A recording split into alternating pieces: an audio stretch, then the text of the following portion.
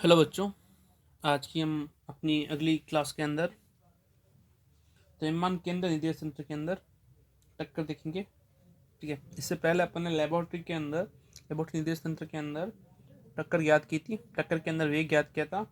अभी अपन द्रव्यमान केंद्र निर्देश तंत्र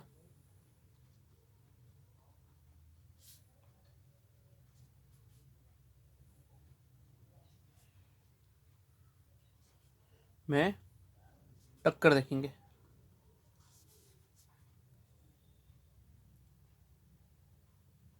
in the centre of mass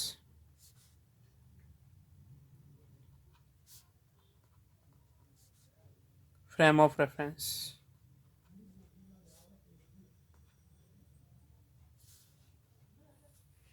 ठीक है, यहाँ पे अपन द्रव्यमान केंद्र में टक्कर देख रहे हैं। वही बात है कि माना दो कण है M1 व M2, जिनकी स्थिति सदिश है R1 व R2। ठीक है, और इनके द्रव्यमान केंद्र की स्थिति सदिश है, वो जाएगा RCM equal to M1 R1 plus M2 R2 upon M1 plus M2।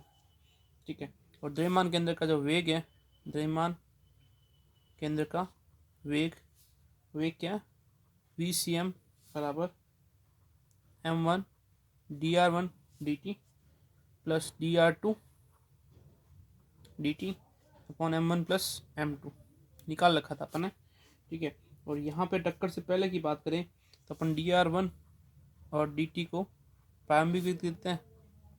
दोनों का प्रारंभिक वेग हो गया u2। ठीक है, तो हमारा VCM जो है वो हो जाएगा M1 u1 plus M2 u2 upon M1 plus M2। Next, अब द्रव्यमान केंद्र निर्देश फ्रेम में के सापेक्ष कण का जो वेग है, ठीक है, तो M1 कण का जो टक्कर से पूर्व वेग होगा वो क्या होगा, द्रव्यमान केंद्र के सापेक्ष निर्देश फ्रेम के सापेक्ष कण M1 का टक्कर से पूर्व वेग क्या रहेगा, u1 डैश बराबर u1 माइनस VCM। तो u1 की जो वैल्यू है, हाँ VCM की जो वैल्यू है यहाँ पुट करेंगे तो मिलेगा अपन को वेग M1 into U1, M into U1 plus M2 into U2 upon M1 plus M2। यहाँ से अपन सॉल्व करेंगे तो क्या मिलेगा अपन को, एल्सियम ले लेते हैं M1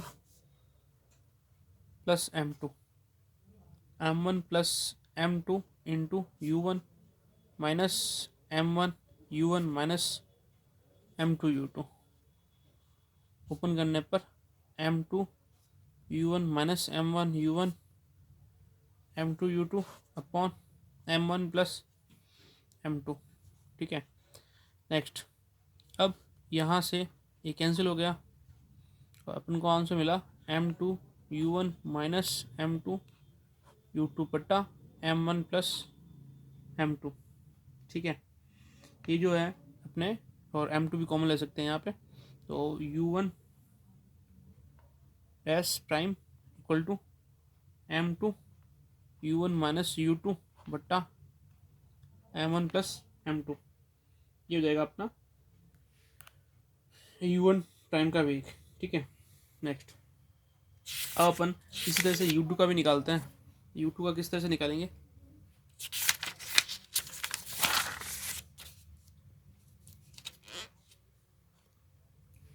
जब अपना M2 कण है, द्रव्यमान केंद्र निर्देश फ्रेम के सापेक्ष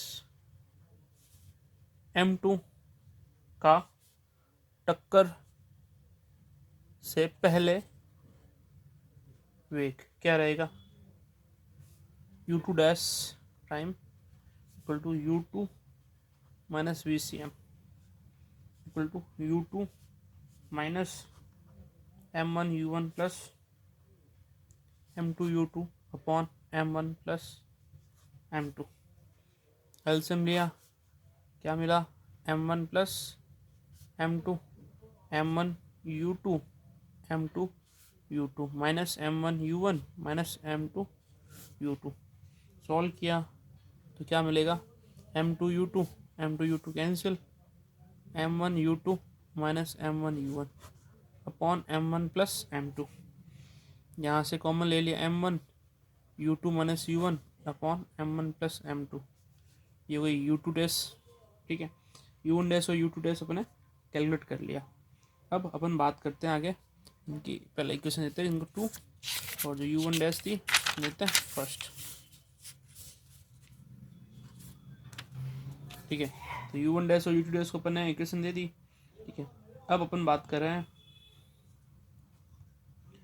इसके अंदर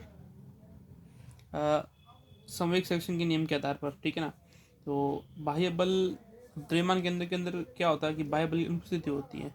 ठीक है, हम कहेंगे क्योंकि द्रव्यमान केंद्र निर्देश तंत्र में, द्रव्यमान केंद्र निर्देश तंत्र में बाह्य बल की अनुपस्थिति में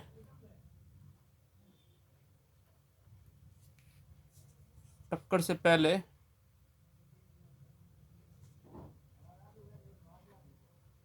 पूर्व कुल संवेग क्या रहेगा, m1 u1 dash plus m2 u2 dash. ऐसे तो अपन कह सकते हैं कि संवेग सेक्शन का नियम ये कहता है कि संवेग नियत रहता है, लेकिन अब निकालना कितना रहता है तो अपन चेक कर लेंगे। m1 u1 डैश की वैल्यू क्या है, समीकरण 1 से निकाल रखी थी, इसी तरह से थी m2 u2 माइनस u1, यहाँ u1 माइनस u2 था, upon m1 plus m2 plus m2 into m1 u2 minus u1 बट्टा m1 प्लस m2। सॉल्व किया तो m1 और m2 दोनों में से कॉमन ले लो, अपॉन में m1 plus m2, u1 minus u2 plus u2 minus u1, u2 से u2 कैंसिल हो जाएगा, u1 से u1 कैंसिल हो जाएगा, होल ओवर आंसर आएगा 0। ठीक है, means m1 u1 dash plus m2 u2 dash की वैल्यू क्या हो गई, 0 हो गई। ठीक है, अब यहाँ से अपन निकाल लेंगे अपने u2 डैश वेग का मान, किसी एक का वेग निकाल लेते हैं, u1 का या u2 का। तो लिखेंगे u2 डैश क्या हो जाएगा, माइनस m1 u1 डैश बटा m2। ठीक है, अब अगर टक्कर से पहले संवेग का मान 0 है तो संवेग संरक्षण के नियम के अनुसार, संवेग संरक्षण के नियम के अनुसार टक्कर के पश्चात